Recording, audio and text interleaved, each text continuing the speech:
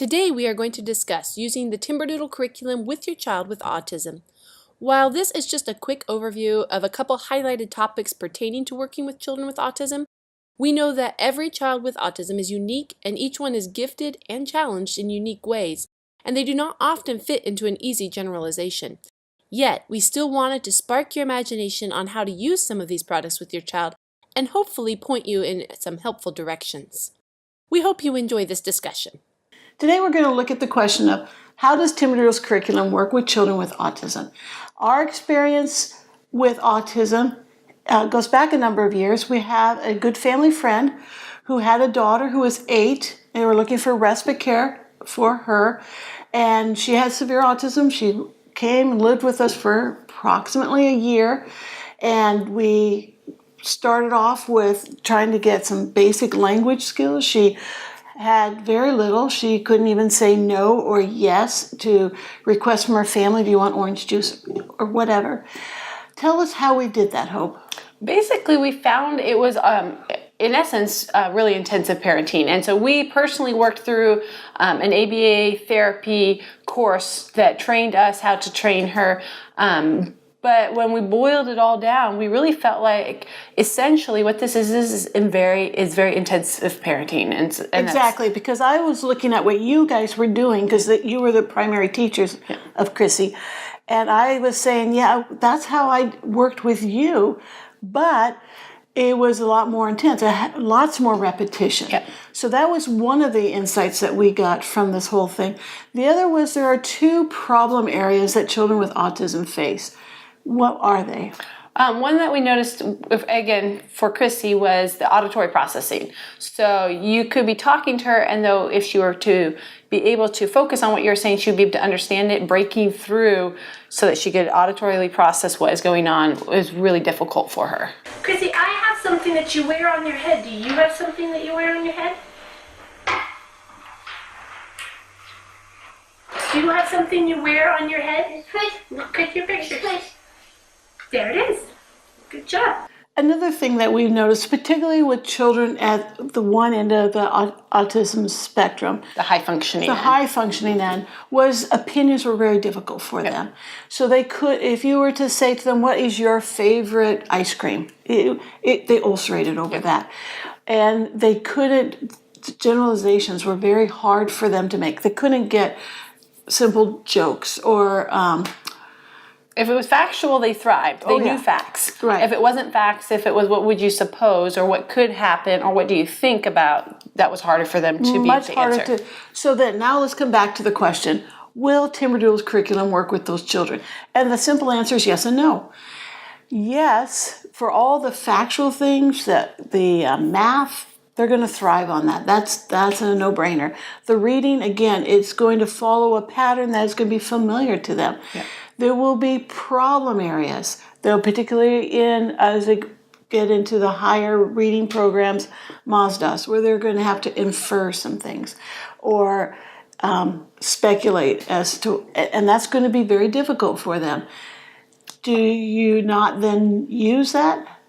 No, you do, and I guess it's going to, if you have a child with autism, you will be best served by contacting us and saying, here's what my specifics are, because it's going to depend a lot on their age and their skills. So for Krissy, working through the Building Thinking Skills books, we would get stuck with things like which one is behind or which one is under. If you have a child like that, then Bunny Peekaboo works for them, regardless of the age, because Bunny Peekaboo is going to work on those ideas of put the bunny inside or put it behind or put it on top. It's going to work with those. So knowing where your child is at will help us help you put together a curriculum that will work for them. And once they have those skills, then ultimately they'll be able to use the beginning thinking skills and then critical thinking skills and so on. So those books will still be the foundation for which you will grow, but you may have to take the skills that they are working on in there and spend some extra time outside of it using some of the other resources to drill this into them. And what you're saying is those books will flag to you, this is a problem area. What do I do about that? Exactly. And we can help you try to formulate an idea. The other problem area is going to be addressed in our doodle books. It can be addressed in a number of different ways, but in our doodle books, it's a great way for them. What is the man pushing? Now they've got to think about, what does that mean to push something? What is it? And it's gonna be hard for them to do that. Does that mean you don't do the things that are hard? No, we think you do, but you try to gauge it to their age. So if this is going to be difficult, don't give them an 8th grade doodle book. Dial it back to something that is more for them user-friendly. Yeah. And so it's just a matter of knowing your child, knowing their strengths and their weaknesses, and keeping them on that trajectory for typical learning. Yep. And so back to, will Timberdoodle's curriculum work for your child? Yes, you probably will want to pare it down to the essentials. You aren't going to want to get bogged down trying to get through everything. And then I also say, as Timberdoodle, we also focus really highly on the emotional intelligence. Exactly. And in the world of autism, this is a huge deal. It's a huge deal in a typical functioning child. Absolutely. But in the world of autism, we're going to, again, need to be more intentional about it. And the resources that we have, like the social feelings, what are these called? Stages. Emotion cards. The stages emotion cards are ideal for in the world of autism. Exactly. It will show you a card of a situation, and you're going to ask your child, what is the man feeling? What is the woman feeling? Why are they feeling that way? What is going on in this picture? Yeah. And they're going to have to use their thinking to get to there. And I think it's the more practice they have, the easier it will be. And will it be difficult for them? Yeah, it's going to stretch them, but it's going to be stretched in a way that is, again, going to give them the skills that they will need to progress through their schooling. And again, a typically functioning child, you may be able to start with, what's this person feeling and why? For the child with autism, you're going to start out with maybe just labeling it. Show me the one that's sad. Show me the one that's disappointed. And then go to, okay, can you find somebody that's disappointed about that they didn't get their homework done or whatever. So you're trying to, again. So you can lay out all of the cards and say who looks disappointed. Yeah. And so then how do they look? And again, so it's back to that intense parenting where it's not going to be a once through. Yep. It's going to be, you're going to have to belabor the point, but the results are going to be outstanding. Yep. And then I will also want to throw in motivating your child with autism can sometimes be difficult. Right. And that doesn't mean that the curriculum won't work for them, and it doesn't mean that they can't learn. It just means that you're going to have to figure out, knowing your child, how to motivate them to learn. Right. And that can be the ABA therapy, and that can be a number of different things. Find their carrots that they really want and have them work. You need to do this, and then you get that, or whatever it's going to be.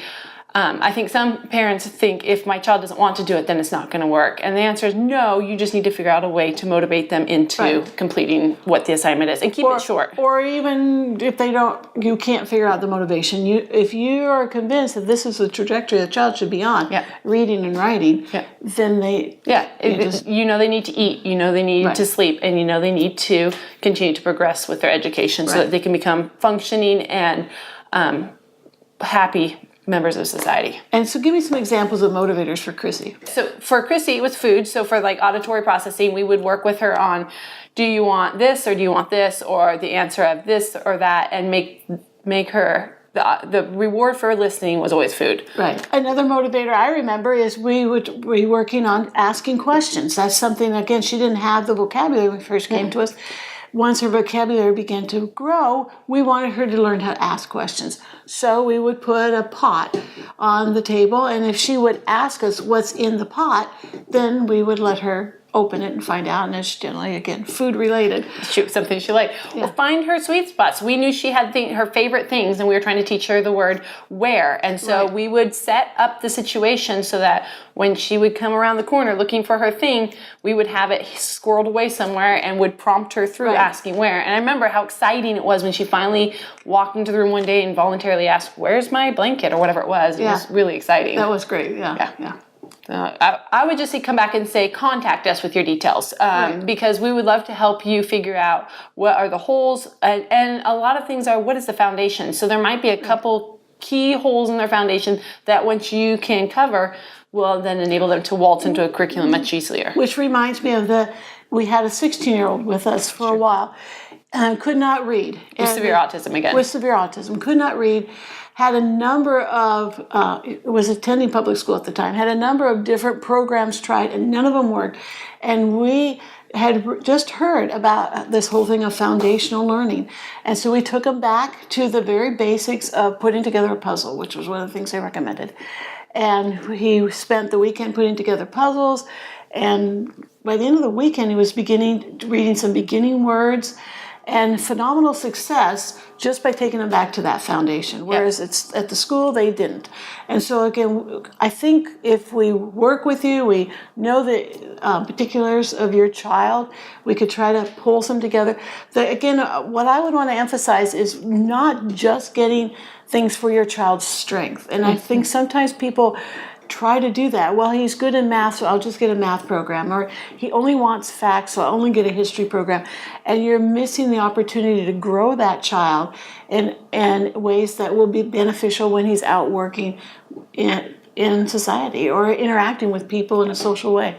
So try to be sure that you don't just cover his strengths, but work on the weaknesses as well. Yep. The one thing I would put a little plug in for is ABA therapy, and how huge that was in our work with Krissy. That gave us the skills, little things like you don't give them questions, you give them statements, and you don't always end your answers with the one that they want. So do you want a carrot or a cupcake? And they say cupcake. That's not an answer. That was an echoing of the word cupcake. So little things like that are actually really big things in the world of autism. Right. So one resource that I would just put a plug in would be for Dr. Partington's ABLLS test. And basically it takes you to the very little incremental steps and what it would take to become a functioning kindergartner, I believe. And this is for all ages. So you may find that your child can zip and unzip their shirt, they can pull their arms out of their sweatshirt, but they may be unable to ask a where question or unable to ask a why question, or maybe they can't even form any words at all. Or whatever. Right. It will take you from the very simplest, an infant, all the way up to what they believe a functioning kindergartner should have. And again, what it does is you will map this out. Yeah. And so you may have these higher skills and you can't seem to go any further. And you realize they never got the basic skills below. So we'll have a link on at the bottom of the video for that. We're also going to put a link to a couple videos we did of Krissy way back in the day. Yeah.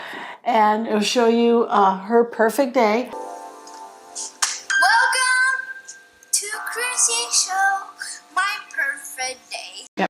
And it will also show you her singing. And she was an amazing singer. She was an amazing kid. Yeah, she was an amazing kid.